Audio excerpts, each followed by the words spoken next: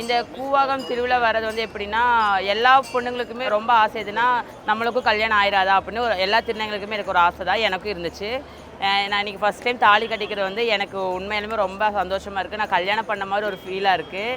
வருஷமெல்லாம் நாங்கள் காத்து இருக்கிறது எல்லாமே இந்த ஒரு நாளுக்காக தான், இந்த தெய்வத்தை கல்யாணம் பண்ணுறதுக்காக தான். இந்த உலகத்தில் யாருக்கும் கிடைக்காத ஒரு விஷயம் என்னென்னா, கடவுளையே திருமணம் பண்ணுற ஒரு பாக்கியம். அது எங்களுக்கு கிடைச்சதை நான் பெருமையாக நினைக்கிறேன். கூத்தாண்டவர் ஐயாவுக்கு தான் நன்றி சொல்லணும், எங்களுக்கு மனைவியாக அவரை ஏற்றுக்கிட்டதுக்கு.